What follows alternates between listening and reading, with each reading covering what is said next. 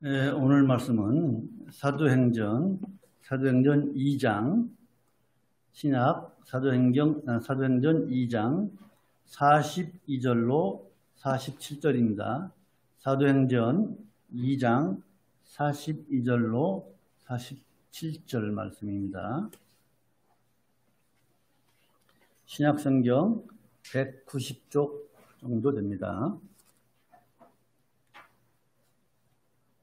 찾으신 줄 알고 받들어 봉독하겠습니다. 저희가 사도의 가르침을 받아 서로 교제하며 떡을 떼며 기도하기를 전혀 힘쓰니라. 사람마다 두려워하는데 사도들로 인하여 기사와 표적이 많이 나타나니 믿는 사람이 다 함께 있어 모든 물건을 서로 통용하고 또 재산과 소유를 팔아 각 사람의 필요를 따라 나눠주고 날마다 마음을 같이하여 성전에 모이기를 힘쓰고 집에서 떡을 떼며 기쁨과 순전한 마음으로 음식을 먹고 하나님을 찬미하며 또 온 백성에게 칭송을 받으니 주께서 구원받는 사람을 날마다 더하게 하시니라. 아멘. 여기까지 보겠습니다.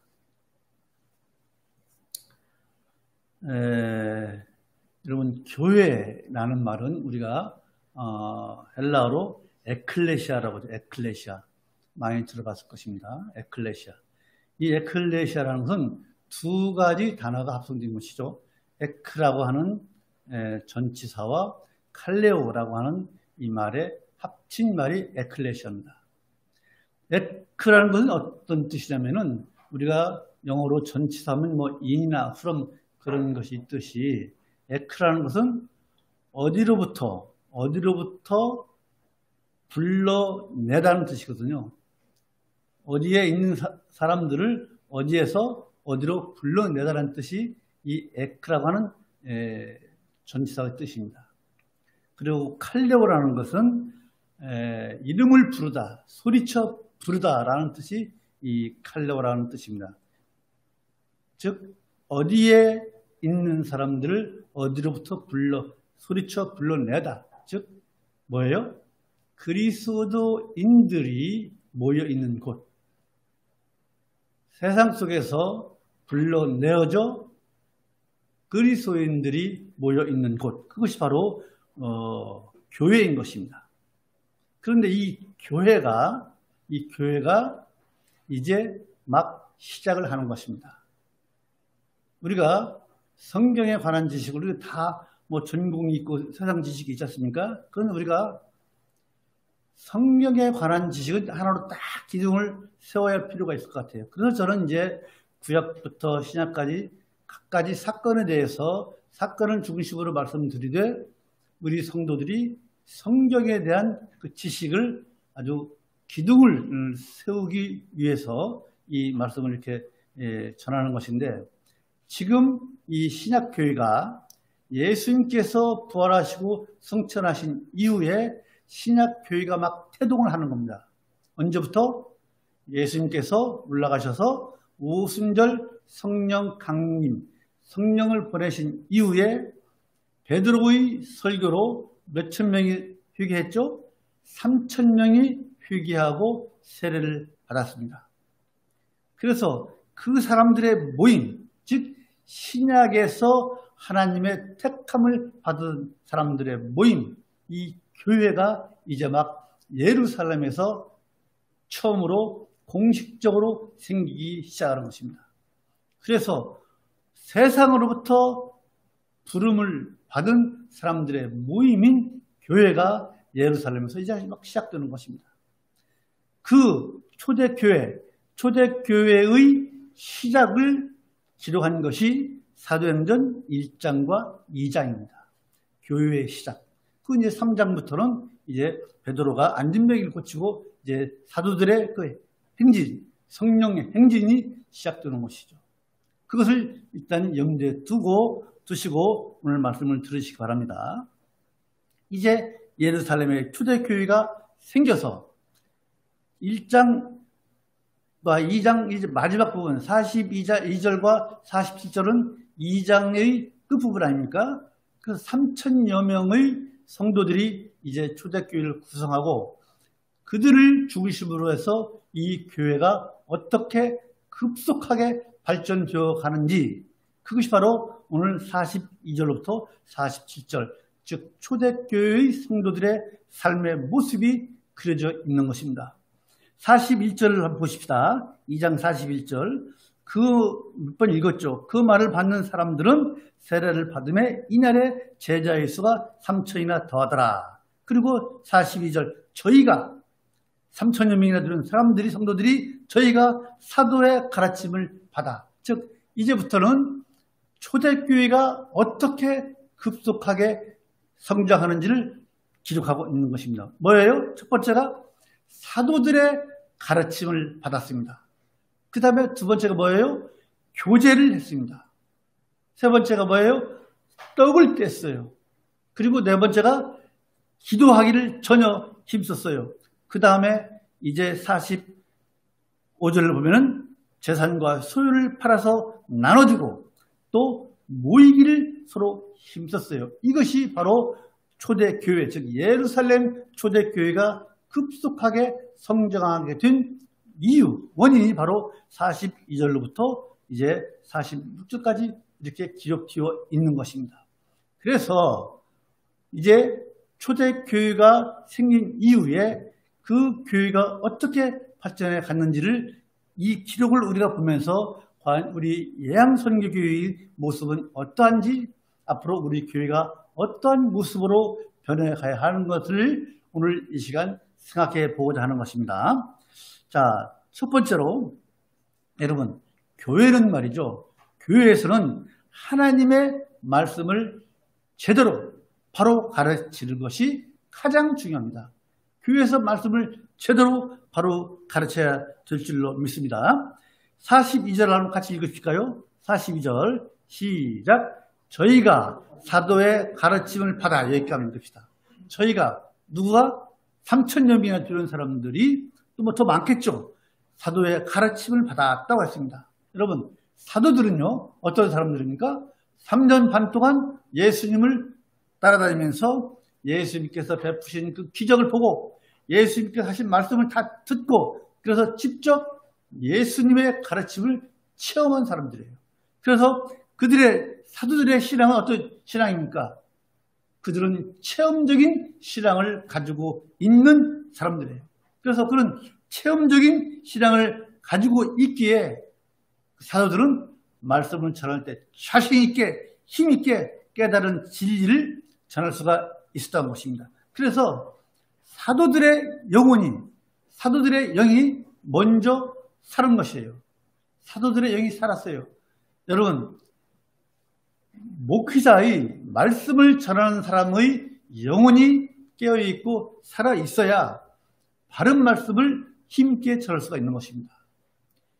그래서 저는 오늘 우리 성도님께 간절히 부탁을 드리는 것은 저를 위해서 제 영이 깨어있고 살아있을 수 있도록 기도를 해 주십사는 그 기도를 부탁을 드립니다. 제 영이 살아있고 제 영이 깨어있어야 제가 말씀을 잘 준비해서 바른 말씀을 힘있게 제대로 전할 수 있어야 여러분들의 영도 살 수가 있고 여러분들의 영이 깨어있을 수 있는 것입니다. 그래서 바른 말씀을 전하는 것은 참으로 교회에서 가장 중요한 것입니다.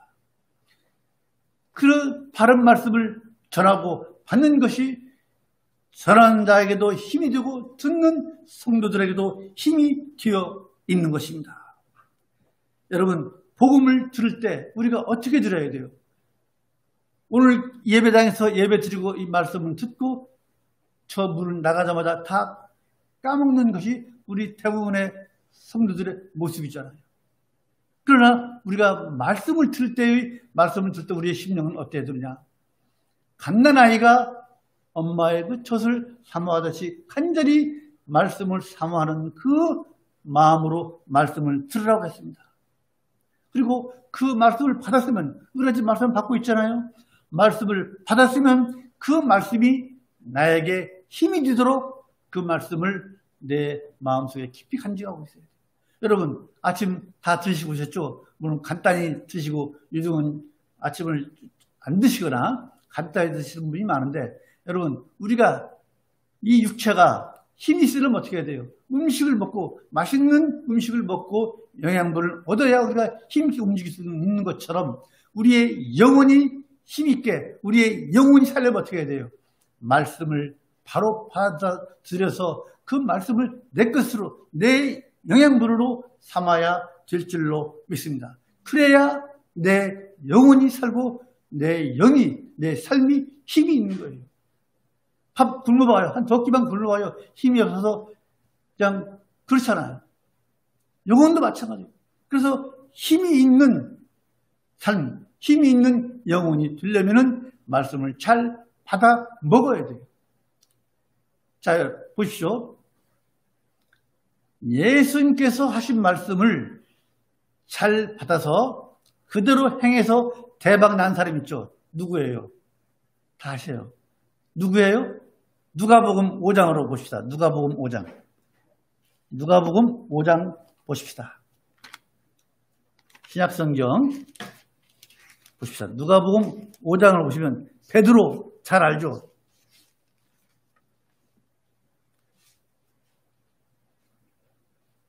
한번 보십시다. 누가복음 5장 1절로 5절까지 읽읍시다. 같이 읽읍시다. 찾았죠?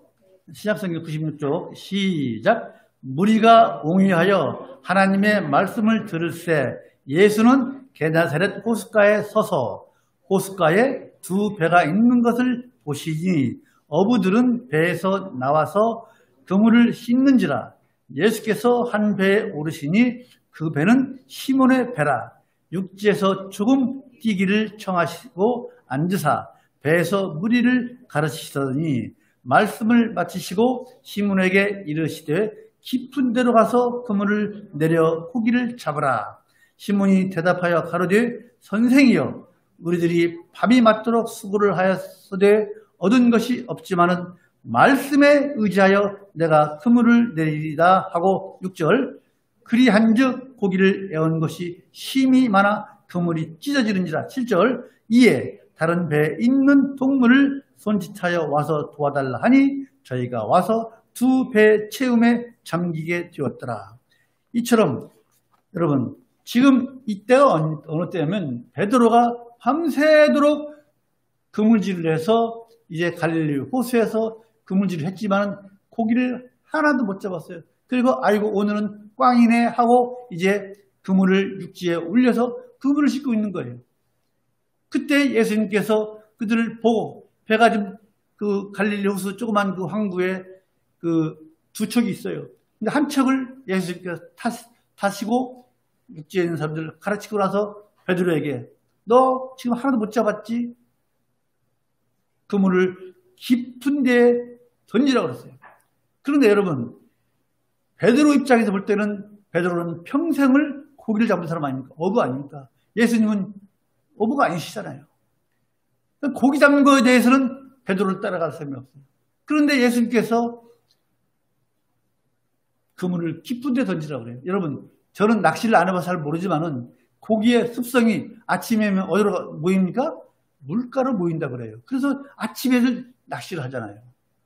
그런데 예수님께서는 베드로가 볼 때는 아무것도 모르시는 분이 저 깊은 곳에다 그물을 던지라고 하지 않습니까? 그러나 베드로는 뭐라고 했어요? 베드로가 뭐라고 했어요?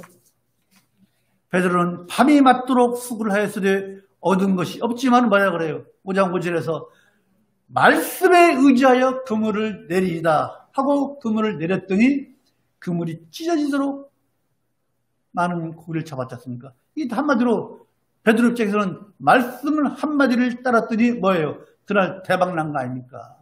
말씀에 의지해서. 이런 성경에 나온 믿음의 우리 선조들 중에 많은 사람이 있어요. 바울도 그렇고 베드로, 아브라함도 그렇고 뭐 될 수가 없을 정도로 많이 있습니다. 이처럼 말씀을 쫓아서 산 사람들은요. 힘이 있는 삶을 살았고 또 성공한 삶을 살 수가 있었던 것입니다. 말씀에 의지해서. 우리도 한번 그 말씀대로 한번 살아보십시다. 정말로 우리 주님께서 이대로 우리에게 복을 주시는지 한번 살아보시는 우리 모두가 되기를 간절히 소망을 합니다. 자, 두 번째로는 교회에서는요. 지금 초대교회에서는 뭐예요? 두 번째, 가르침을 받아서 서로 교제했다고 했어요. 여러분, 교회에서는요. 성도 간의 교제가 풍성해야 돼요. 요즘 코로나 때문에 교제도 못하고 예배만 드리고 다 집으로 가잖아요. 어쨌든 이 교회에서는 우리 성도들 간의 교제가 풍성해야 될 줄로 믿습니다. 왜요? 교회의 힘은 어디서 나옵니까? 성도들 간의 아름다운 교제 속에서 교회의 힘이 나옵니다. 그렇지 않습니까? 우리 교회가 각자 의견이 있는데 각자 서로 그 의견이 일치가 안 되면 교회가 무슨 힘이 있습니까? 성도가 하나가 될 때 그 교회가 힘이 있는 것처럼 우리는 하나로 성도가 교제해야 그래야 은혜가 풍성한 것입니다. 이 교제를 뭐라 그래요? 헬라어로 잘 아는 것처럼 코이노니아. 코이노니아는 뭐예요? 성도들이 진정으로 진실한 사랑으로 교제를 하는 것이 코이노니아인 것입니다. 그래서 이 코이노니아로 초대교회는 성도들이 서로 교제를 하는 것이에요. 코이노니아는요, 서로 영적으로 같은 생각을 가지고 있어야 돼요. 또 마음이 하나가 되어야 돼요. 이게 진정한 코이노니아가 되는 것입니다. 그래서 이 코이노니아는 초대교회의 성장의 원동력이 된 것입니다. 그게 뭐예요? 그들이 초대교회가 영적으로 하나 되는 건 뭐예요? 예수 그리스도가 메시아다. 그들이 그렇게 기다리던 구세주라는 것이 그들의 영적으로 하나가 되는 거예요. 예수 그리스도를 인정하는 거예요. 영적으로 하나가 됐어요. 그리고 한 가족처럼 살았어요. 어떻게? 모든 물건을 서로 통용하고 44절에 보면 서로 통용했다고 그랬어요. 통용은 뭐예요? 네 것 내 것 없이 썼다는 거예요. 그리고 재산과 소유를 팔아서 각 사람의 필요를 따라서 나누어 줬어요. 나중에 5장에 가면 이제 삽비라와 아나니아가 나오는데 그때 말씀드릴게요. 어쨌든 이처럼 초대교회는 예수 그리스도가 구세주라 하는 그 영적으로 하나가 되었고 한 가족처럼 살았던 것이 초대교회가 급속도로 이렇게 성장하게 된 원인이었던 것이죠. 그래서 초대교회 성도들은요, 교회 안에서 서로 사랑하고 귀히 여기고 도와주고 그렇게 살았던 것입니다. 이것이 성도의 진정한 교제, 성도들의 진정한 코이노니아가 되는 것입니다. 그래서 이제 그럴 때 성도들이 이처럼 진정으로 사랑하고 하나가 될 때 뭐예요? 우리 성도들이 교회에 대한 소속감이 생기는 것이에요. 소속감. 나는 우리 예양 선교교회 성도다. 이처럼 소속감이 생기는 거예요. 성도들 간에 아름다운 교제를 할 때 교회에 대한 소속감이 생기게 되는 것입니다. 그 아름다운 교제를 통해서 교회에 대한 소속감을 통해서 예수 그리스도의 사랑의 깊이, 우리 예수님께서 나를 위해서 십자가를 지셨구나. 그것을 깨달을 때 사랑의 깊이, 감사가 나오는 것처럼 그런 아름다운 교제를 통해서 예수 그리스도의 사랑의 깊이를 우리가 알 수가 있는 것입니다. 또 그런 교제를 통해서 서로 격려해줌으로 어떻게 해요? 믿음이 서로가 성장하게 도와주는 거예요. 이것이 바로 진정한 코이노니아인 것입니다. 여러분, 이처럼 성도 간의 교제가 없는 교회는요, 어떤 사람은 이렇게 얘기했어요. 성도 간의 교제가 없는 교회를 뭐라 그러냐? 극장과 같다고 그랬어요. 극장. 여러분, 우리가 극장 하잖아요. 영화를 재밌게 봤어요. 한 2시간. 보고 나서 불이 켜지고 저 비상구가 열리면 아이고 오늘 영화 참 재밌었죠. 서로 얘기하고 담선하고 그러면 가서 차 한잔 하실까요? 합니까? 아니잖아요. 본 사람마다 각자 뿔뿔이 쌩 하고 빠져나가잖아요. 그런 것처럼 교회가 교제가 없이 예배가 끝나자마자 쌩 하고 나가버리면 이것이 무슨 교회냐? 교제가 없는 교회는 마치 극장과 같다고 말한 것처럼 우리 성도들은요, 참으로 아름다운 교제를 서로 나누는 그러한 교회가 되기를, 그런 교회를 만들도록 우리 모두가 힘쓰시기를 간절히 소망을 합니다. 자, 세 번째로는요, 교회는 뭐라 그랬어요? 42절에 떡을 뗐다 그랬어요. 떡을 교제하며, 이제 교제에 대해서 말씀을 드렸잖아요. 그죠? 또, 기도하기를 힘썼다 그랬잖아요. 뭐예요? 교회는 하나님과 중단 없는 교제를 해야 됩니다. 교제가 성도들 간에 만약에 교제가 있으면 그것은 뭐예요? 인간의 모임이에요. 그러나 교회는 하나님과 중단 없는 교제를 해야 되는 것입니다. 42절에서 기도를 하기를 전혀 힘썼다고 말씀했지 않습니까? 전혀라는 것은 아주 오로지 전문적으로 기도를 했다는 것입니다. 초대교회 성도들이 그랬어요. 그래서 기도를 많이 하는 교회는 어때요? 은혜가 풍성하고 또 사랑이 풍성한 것입니다. 기도를 많이 하는 교회예요. 교회의 주인 되시는 이 우리 하나님과 항상 교제가 있어야 됩니다. 그것이 뭐예요? 바로 기도인 것입니다. 이 하나님과의 기도를 통해서 하나님과 항상 하는 그 교제를 통해서 우리가 기도할 때에 교회가 바로 갈 수가 있는 것입니다. 여러분 아무리 훌륭한 목사가 있고 또 교회의 재정이 아무리 튼튼하고 성도들끼리 아무리 교제가 좋다고 할지라도 기도가 끊긴 교회는요, 그것은 하나님 보시기에 좋은 교회가 아닌 것입니다. 유럽 교회를 보십시오. 우리가 유럽 여행 가면 갈 때마다 어디 가요? 성당 가잖아요. 로마대 성당, 두오미 성당, 갈 때마다 우리는 성당 보러 가잖아요. 중국이나 아시아면 뭐 절을 보듯이.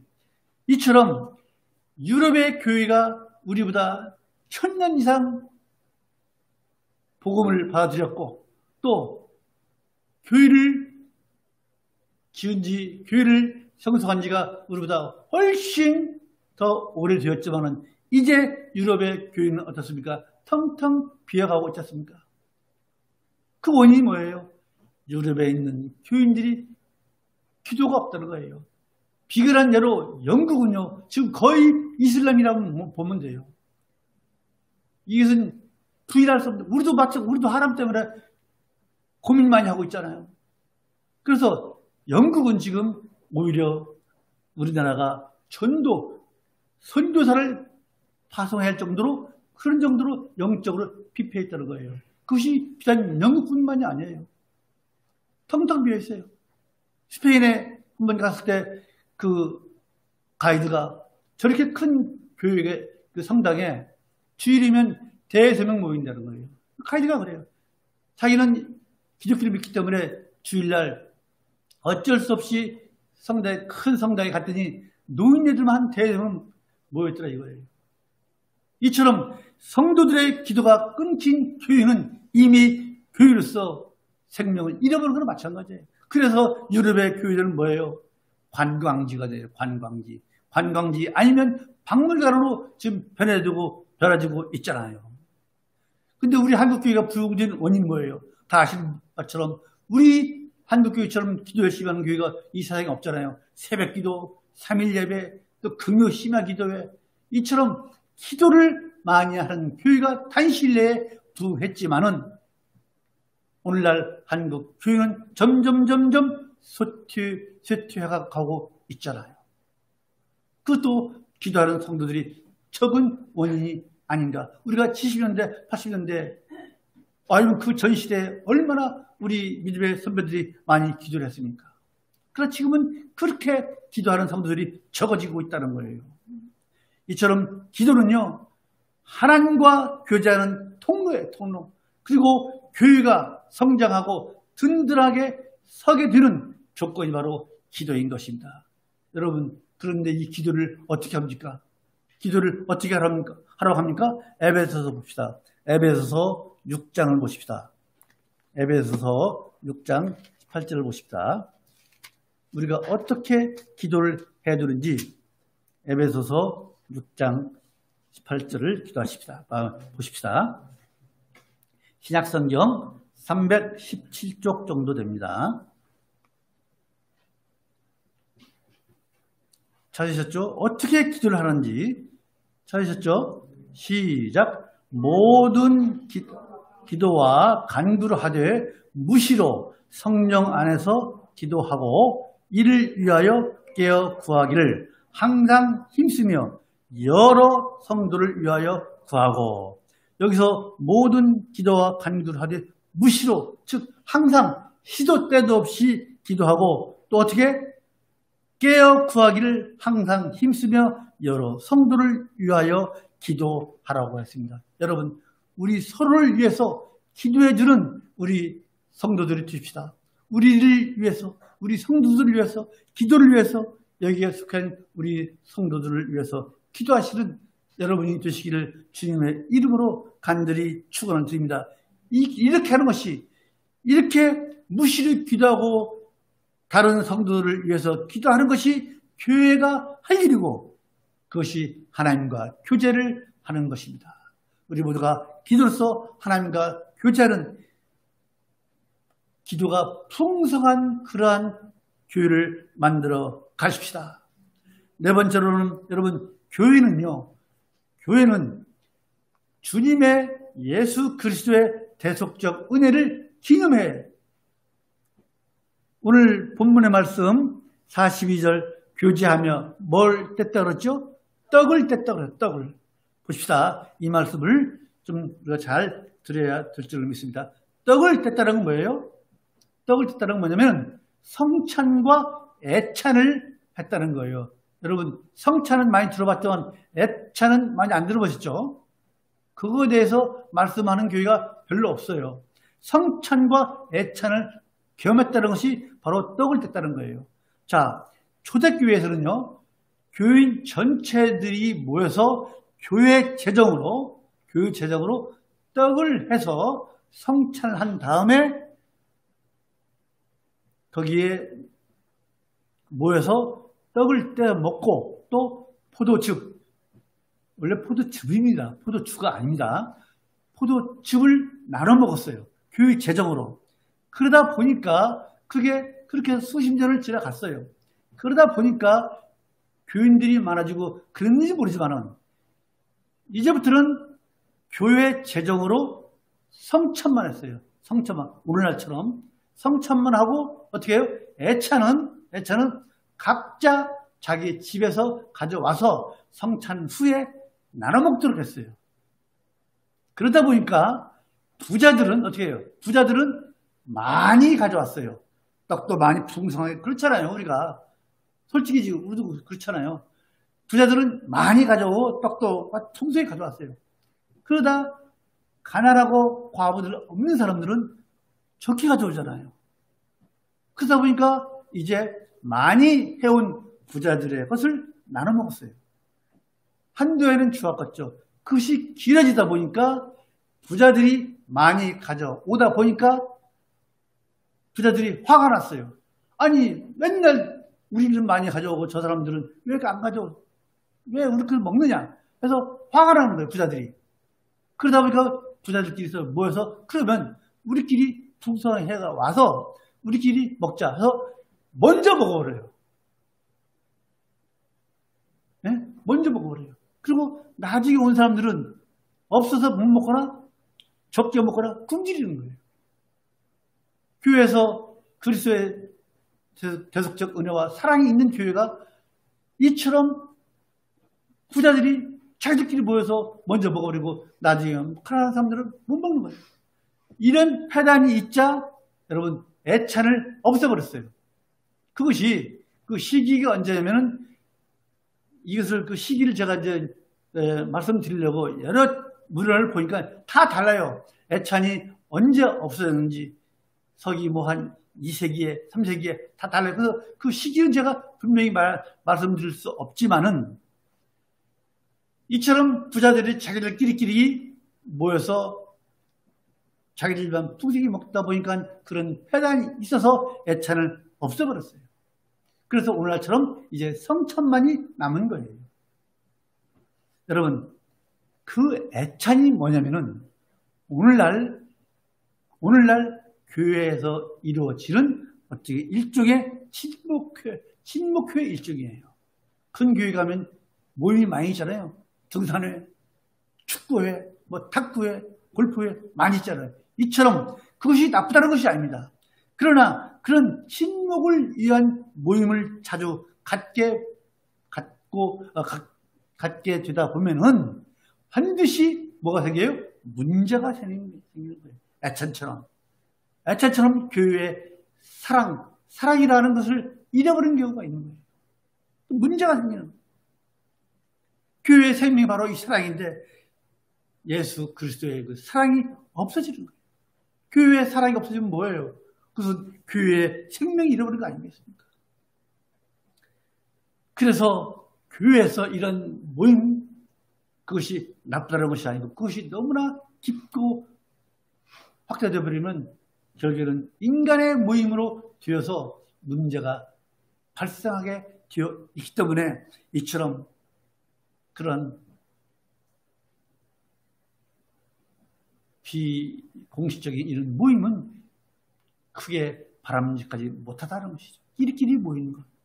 우리야 뭐 그런 것 없지만 어쨌든 그래서 이렇게 애착을 없어지고 성찬만이 남게 되었다는 것을 말씀드립니다. 그래서 교회는요 오직 우리 주 예수 그리스도의 은혜와 사랑 안에서 서로 사랑하고 용서하고 너그럽게 사랑하는 교회가 올바른 교회라는 것을 인식을 하시고 우리 모두가 비록 우리는 소수이기 때문에 아직 그런 문제는 없지만은 그런 교회를 만들어 가도록 우리가 서로 힘쓰는 우리 모두가 되기를 간절히 소망을 합니다. 자, 마지막으로 다섯 번째로 여러분 교회의 부은요 뭐냐? 성도들 간의 연합이에요. 오늘 말씀을 보면요. 오늘 본문을 보면은 뭐예요? 본문이 예루살렘 초대교회의 그 교회의 모습이라고 말씀을 드렸습니다. 그 모습, 이 모습이 뭐예요? 한마디로 이것은 성도들 간의 연합이에요. 연합. 그것이 뭐예요? 44절 같이 읽으십시다. 시작. 믿는 사람이 다 함께 있어 모든 물건을 서로 통용하고 여기에서 믿는 사람이 다 함께 있다 그랬어요. 믿는 사람이 다 함께 있어. 즉 성도들이 늘 함께 모였다는 것이에요. 즉 초대교회 성도들은요 오늘날처럼 이처럼 주일에만 모인 게 아니에요. 주일에만 모인 것이 아니라 46절 보십시다. 46절 시작. 날마다 마음을 같이하여 성전에 모이기를 힘쓰고 집에서 떡을 떼며 기쁨과 순전한 마음으로 음식을 먹고 이처럼 주일날만 모인 것이 아니라 날마다 모였다고 했습니다. 초대교회 성도들은요 날마다 모여서 함께 기도하고 예배드리고 하나님을 찬양을 했습니다. 47절을 보면요. 오늘날이야 다 그 삶이 여러 가지 형태이기 때문에 모일 수 없지만은 초대교회 성도들은 어쨌든 날마다 모였다고 성경에서 증거하고 있습니다. 이처럼 초대교회 성도들은요 연합된 생활을 했어요. 이처럼 연합된 생활은 초대교회가 크게 부흥할 수 있는 비결이었던 것입니다. 그죠? 그리고 46절을 방금 읽은 것처럼 성도들이 기쁨과 순전한 마음을 가지고 생활했다고 했습니다. 여러분 기쁨과 순전한 마음. 여러분 기쁨이 뭐예요? 어떨 때 진정한 기쁨이 있습니까? 우리가 생활하면서 기쁠 때 언제 기뻐요? 유영아 집사님, 장윤희 집사님은 언제 기쁠까요? 정현이가 원하는데 기쁠 때 정말 기쁠 것 같아. 그렇죠? 우리도 다 박수 칠 것 같아. 그렇게 될 줄로 믿습니다. 우리가 다 기도하기 때문에. 자, 또 우리가 성질하고 되는 일마다 잘 돼. 예? 주입사님, 하는 일마다 잘 돼. 그리고 기쁘잖아요. 그거 기뻐요. 그거 기쁜 거예요. 그러나 진정한 기쁨은 어느 때 우리가 기쁘냐 이거예요. 그것은 예수 그리스도의 대속적 은혜를 생각할 때 예수님께서 내 죄를 다 용서해 주시고 나를 천국으로 인도하시기 위해서 예수님께서 십자가에서 돌아가셨구나 라는 것을 인정하고 그것을 내가 마음으로 받아들일 때 그때 진정한 기쁨이 있는 거예요. 그런데 이 기쁨이 그냥 옵니까? 이 기쁨이 진정으로 내가 기쁨을 느낄 때가 그냥 오냐고. 그것이 하나님께서 우리에게 주신 성령의 열매고 성령의 선물인 것입니다. 기쁨이 우리에게 선물로 오는 거예요. 여러분 진짜로 예수님께서 나를 위해서 돌아가셨다고 하는 것을 정말로 인정하고 믿고 나는 나의 모든 죄를 용서해주고 내가 하나님께서 나에게 주신 이 생명이 끝나는 순간 나는 천국으로 간다는 것을 진짜로 믿을 때 그때 기쁘지 않을까요? 얼마나 기쁜지 모르잖아요. 그게 진정한 기쁨이에요. 그것이 하나님의 선물이에요. 성령의 열매예요. 무슨 뜻입니까? 갈라디아서 5장 22절 보십시다. 펴보십시오. 우리가 너무나 잘 아는 말씀이에요. 갈라디아서 5장 22절. 갈라디아서 5장 22절. 너무나 잘 아시는 말씀, 좋으신 말씀. 갈라디아서 5장 22절 신약성경 찾았죠? 시작. 오직 성령의 열매는 사랑과 희락과 화평과 오래 참음과 자비와 양선과 충성과 온유와 절제니 이게 성령의 8가지 열매예요. 그 중에서 사랑은 뭐예요? 아가페. 이 원어 성경에 보면 아가페로 되어 있어요. 그리고 희락은 뭐예요? 영어 성경에 보면 여기에 뭐라고 되면 joy, J-O-Y, joy라고 되어 있어요. 근데 우리는 희락이라니까 이게 희락이 기쁨인지 뭔지 잘 감이 안 오잖아요. 영어 성경에는 joy라고 되어 있어요. 그리고 헬라어 원어 성경은 뭐라고 되어 있어요? 카라. 우리가 저기 걸그룹 카라 있잖아요. 그것이 모르지만은 이 헬라어로 기쁨이 카라예요. 이처럼 이 기쁨이 뭐예요? 성령의 열매라고 했잖아요. 성령의 열매가 언제 맺힙니까? 기쁨으로 충만할 때, 기쁨에 충만할 때 우리가 바로 그 성령의 열매가 맺히는 거 아닙니까? 즉 기쁨은 뭐예요? 성령이 충만한 증표예요. 여러분들이 마음에 기쁨이 있잖아요. 세상적인 기쁨 포함해서 여러분의 마음에 기쁨이 있잖아요. 그것은 뭐예요? 바로 그것은 여러분이 성령으로 충만해 있다는 거예요. 아시겠습니까? 여러분이 성령으로 충만한 가운데서 기쁨을 누리시는 우리 예양선교회 모든 성도들이 되시기를 간절히 소망을 합니다. 여러분, 그러면 왜 그 이유가 뭐예요? 우리 마음속 깊은 곳에서 우리의 마음에 기쁨이 자리 잡고 있을 때 왜 여러분의 마음에 기쁨이 깊이 자리 잡고 있느냐? 왜 그래요? 그것은 예수로 인해서 천국에 대한 소망을 가지고 있기 때문에 마음속에 기쁨이 있는 거예요.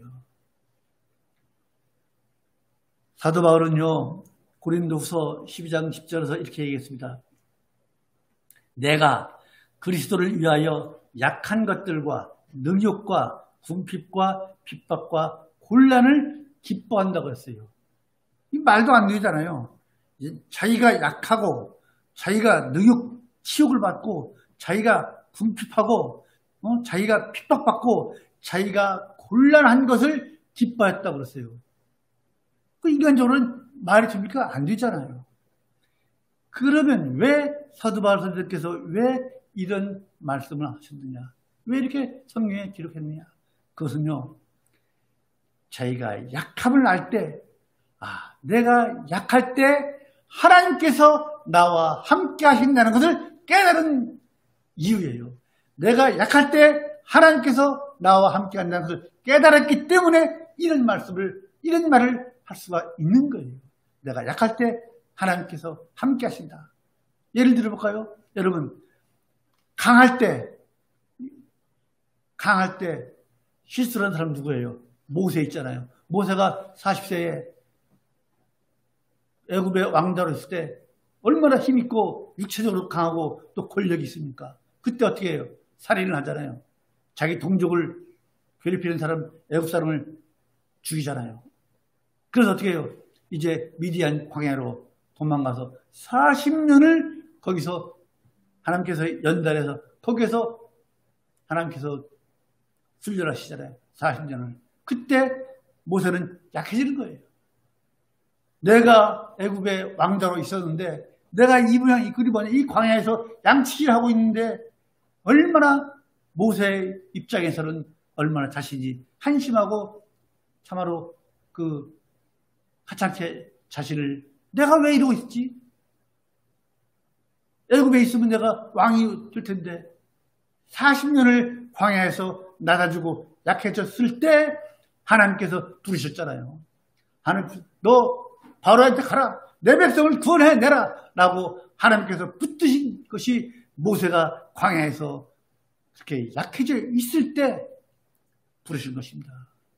바로 사도 바울 선장도 이걸 깨달은 거예요. 우리가 약할 때 여러분 강할 때 하나님께서 여러분과 함께하지 않습니다. 그래 한번 해봐라.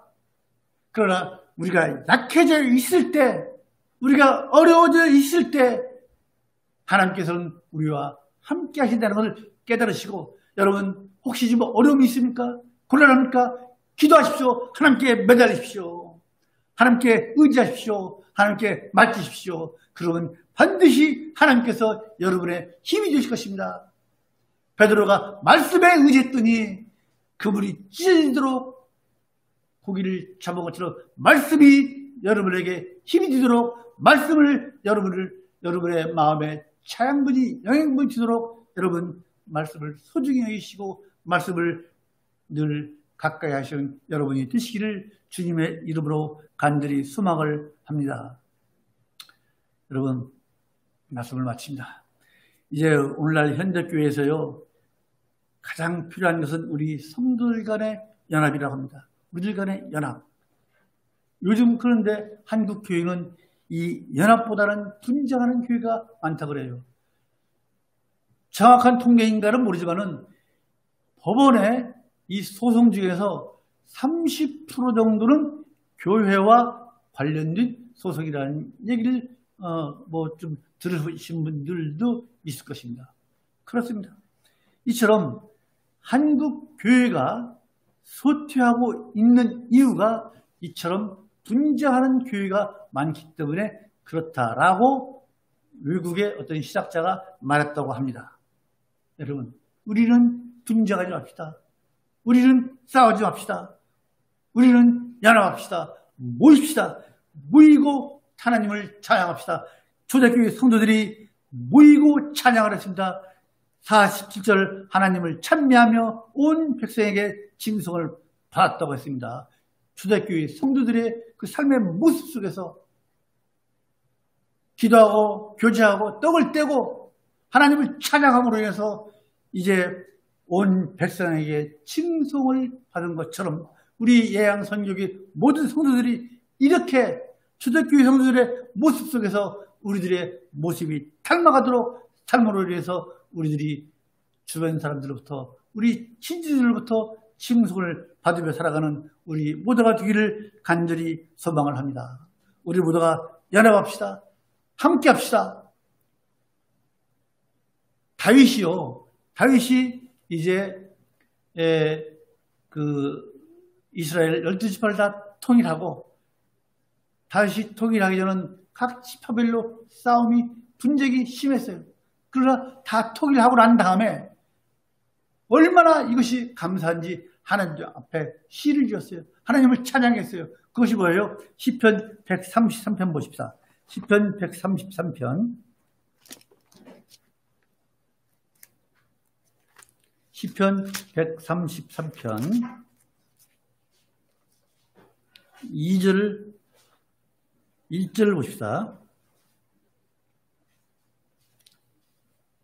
133편 1절 구약성경 900쪽 정도 됩니다. 이스라엘을 통해서 형제들 연합한 후에 다윗의 시입니다. 시작.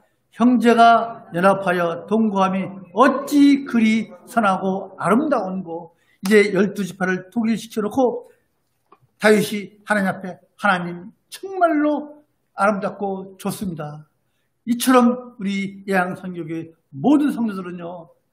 우리가 하나가 되어서 연합함으로 인해서 우리 하나님의 그 풍성한 그 사랑이 오늘 우리 교회를 통해서 이 세상에 이루어지도록 우리가 연합하고 사랑하고 덮어주고 너그럽게 관정하며 용서하는 그런 우리 모두가 되기를 간절히 소망을 합니다.